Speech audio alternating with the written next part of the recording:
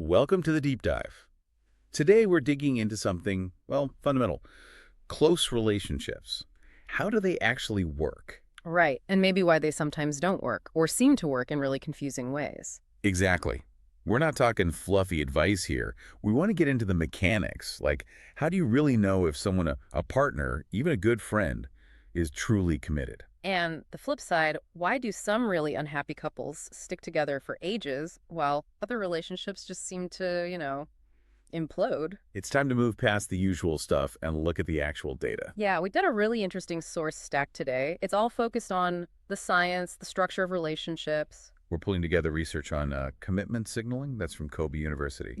And then a big UCLA study that profiles different kinds of marital dissatisfaction. It's quite revealing. And finally, something that might surprise you, the real story, statistically speaking, of how most relationships actually begin.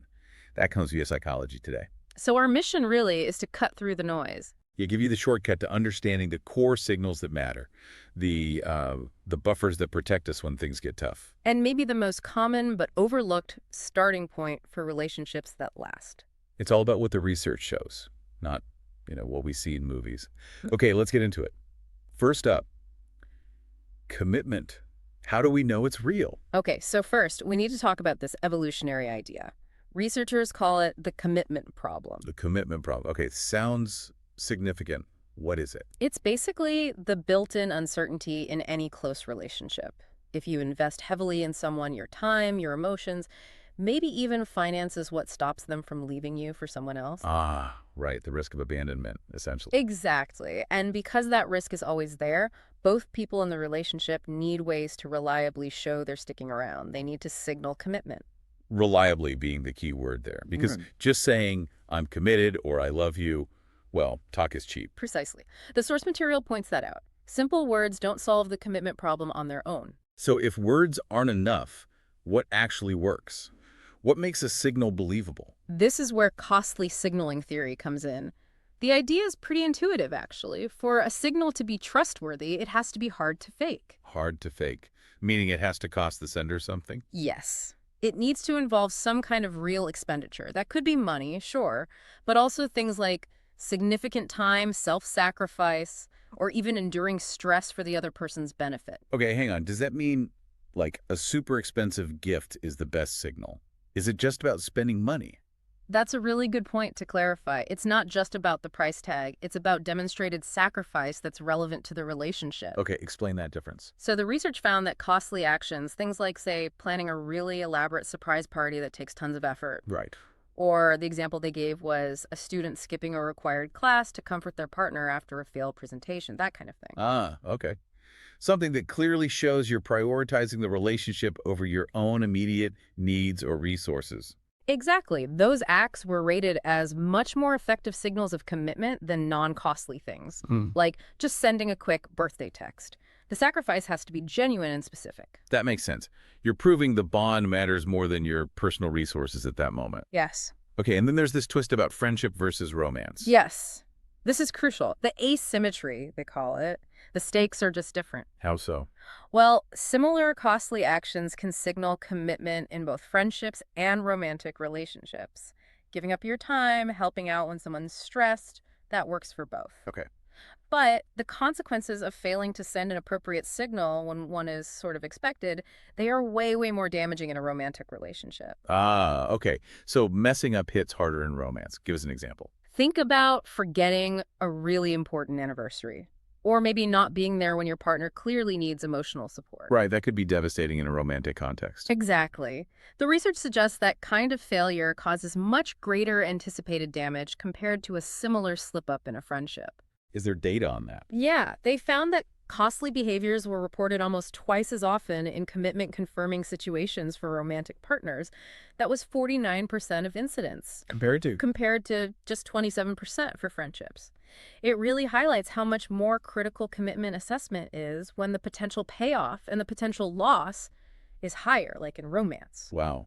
So essentially, the expectation for demonstrating commitment through costly actions is nearly double in romance because the fallout from it failing is perceived as so much worse. Yeah, You need more skin in the game. that's a great way to put it. Okay, so we've established that commitment needs costly signals, especially in romance, because the stakes are so high.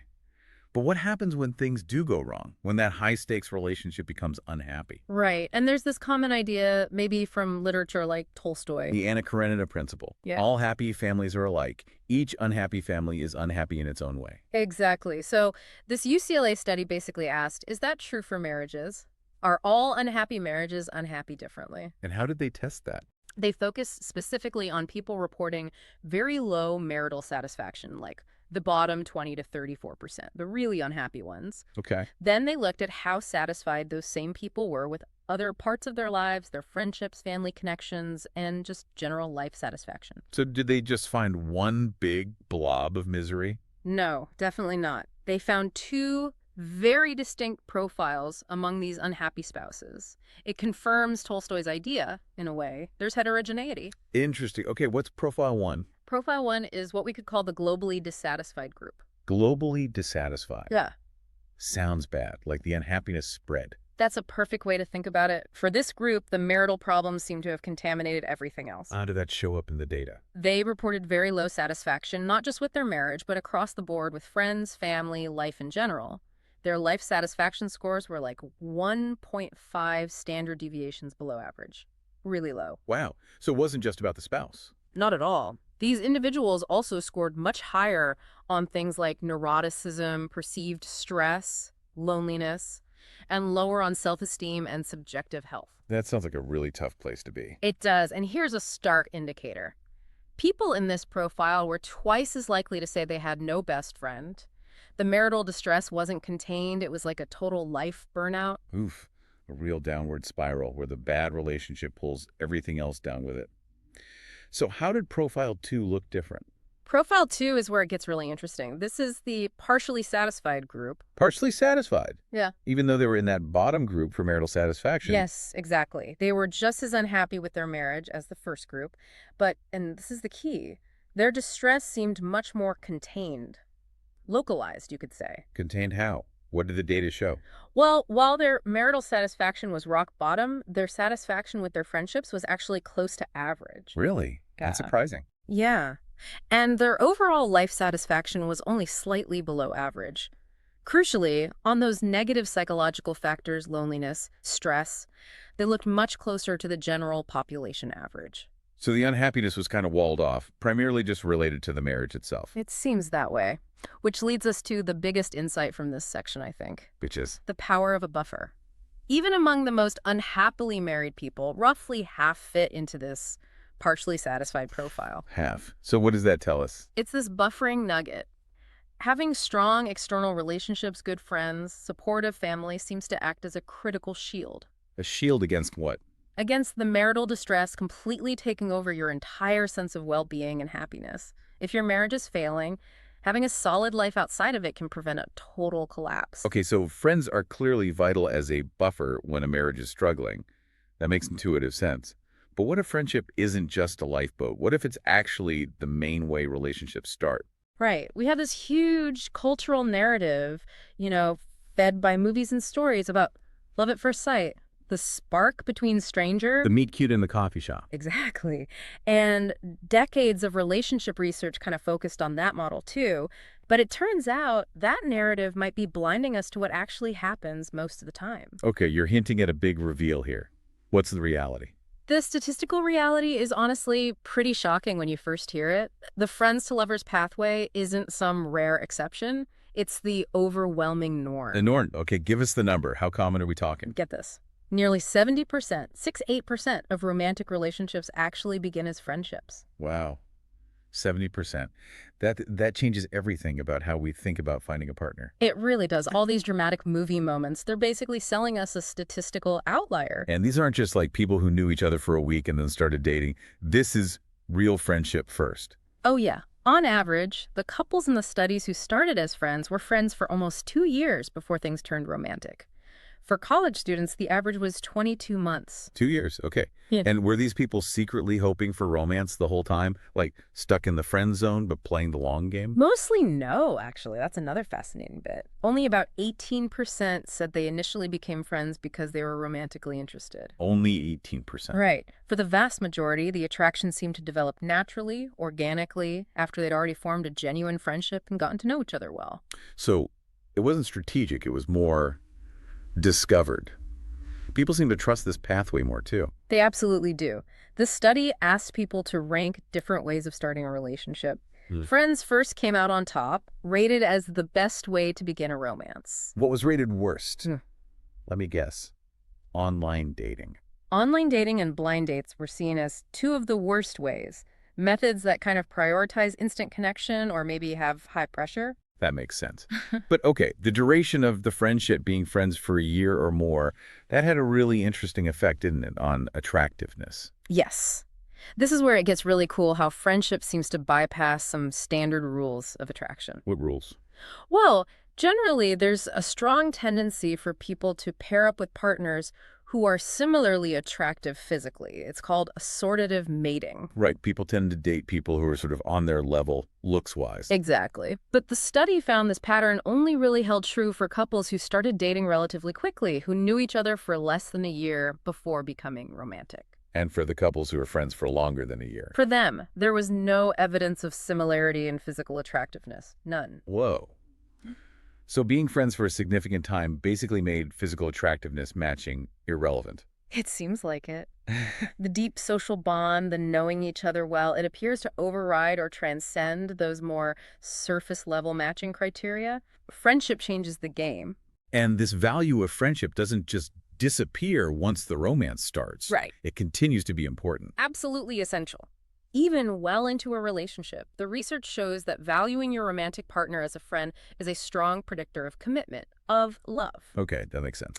But get this, it also predicts greater sexual need fulfillment. Wait, valuing the friendship part leads to better sex. That seems counterintuitive. It does, doesn't it? But the data suggests yes.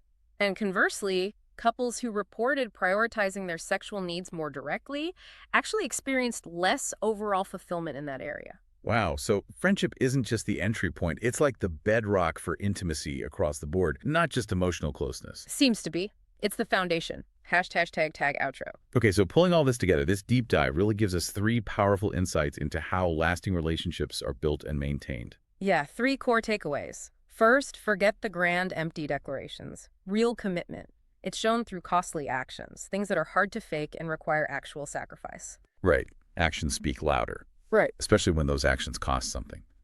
Second takeaway, marital unhappiness doesn't have to be a life sentence of misery. Exactly. Those strong external support systems, especially good friendships, can act as a massive buffer. They Right. can shield your overall well-being, even if the marriage itself is failing. Keeps the problem contained. And finally, the third big one, friendship isn't plan B. Not at all. It's overwhelmingly the most common, the most preferred, and seemingly the most successful foundation for starting a lasting romantic relationship. It totally reframes how we should think about finding love. So if we connect those dots, Hmm?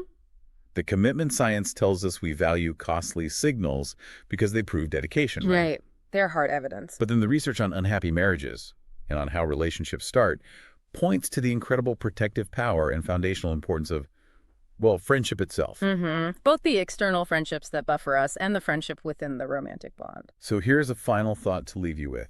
If commitment is truly defined by those hard-to-fake costs, Yeah. what if the biggest, maybe the most profound commitment signal isn't some single grand gesture, some huge sacrifice? Okay. What if it's actually the consistent, day in, day out, costly investment of attention and time that's needed to build and maintain a genuine, deep friendship over the long haul, whether that's with a partner or a platonic friend? That ongoing investment as the costly signal.